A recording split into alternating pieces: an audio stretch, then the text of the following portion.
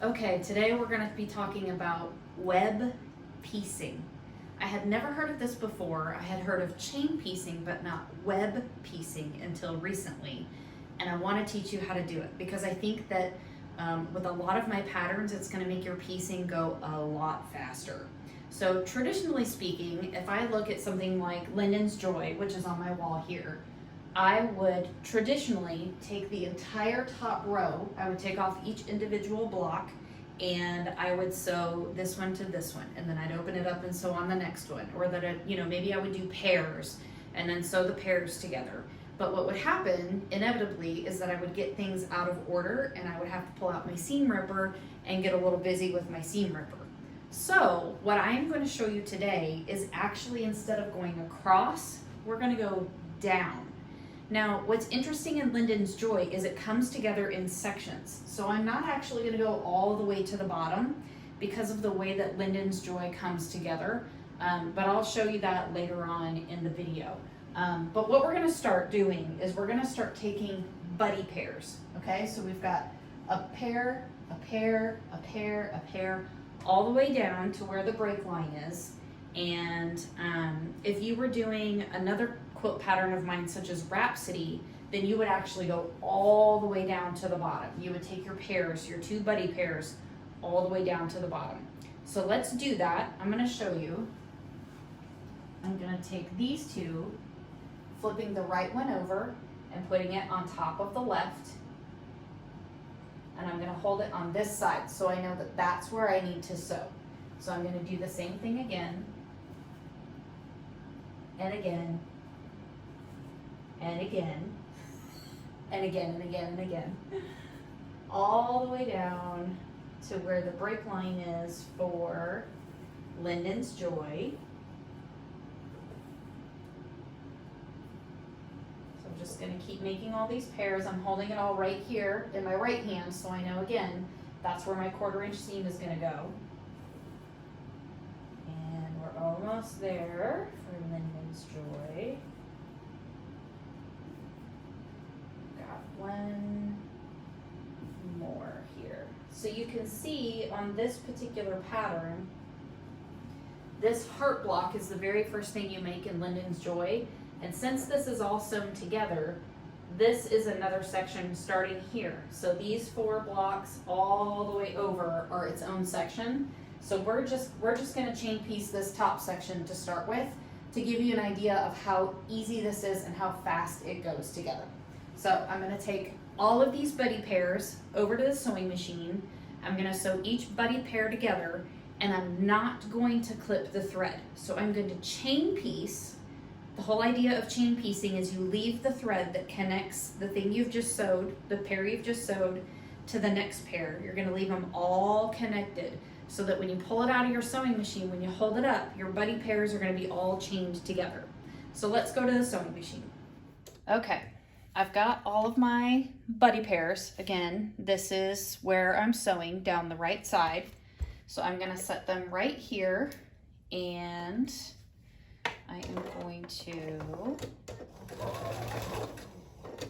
move past my leader there a little bit, and I'm literally just going to sew right down the sides of these like I would in any normal piecing.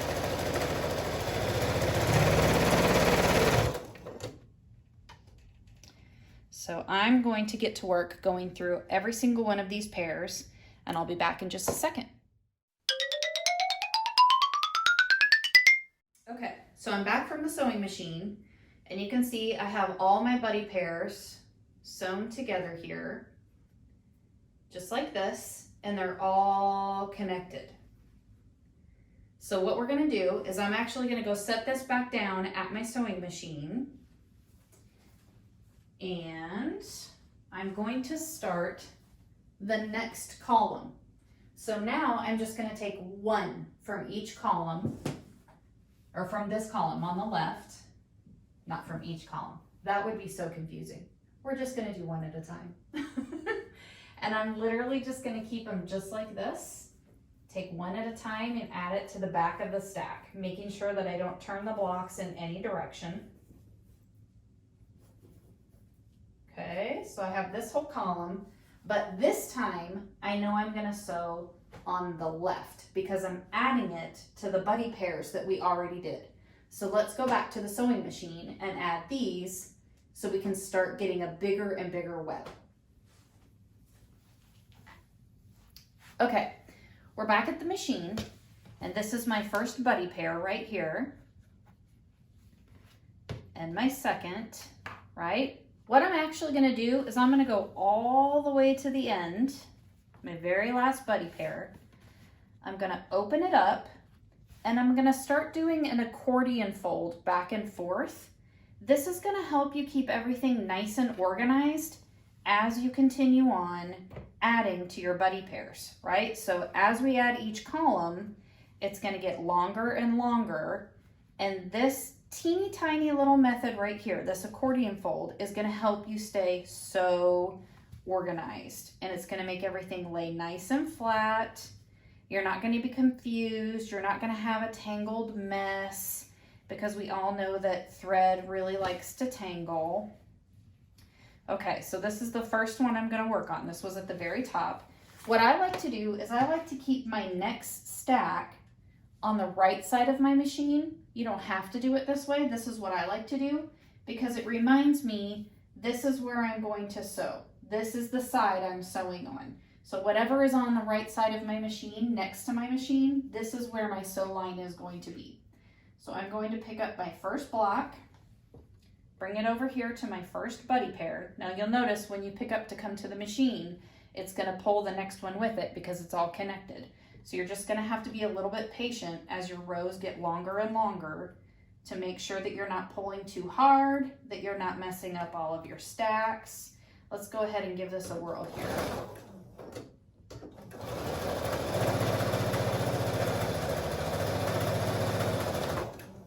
And I always do needle down, and then I'm just gonna take the next one that was on the stack and lay it here and pull this thread off. Does that drive anybody else nuts? Just gonna try to get as many threads as I can while I'm here. So I'm gonna take my next one and I'm gonna add it right here. So I'm gonna go ahead and continue to do this for this entire column, and I'll be back in just a minute. Now I'm gonna do that same accordion fold. So this was my very last section here, and I'm gonna go get this next one, and I'm gonna accordion fold back and forth. Again, this just helps you stay organized and keeps things from tangling. I did, the very first time I tried this, I had a huge tangled mess on my hands. So I have found that this works really well to keep things all going the right direction. And see, there's a tangle right there, the little twist there. And then you don't have to worry about getting things out of order or having to cut apart knots in your thread. So this is my stack so far. I've got 1, 2, 3 in each of the 3 columns, and it's time to go grab another stack.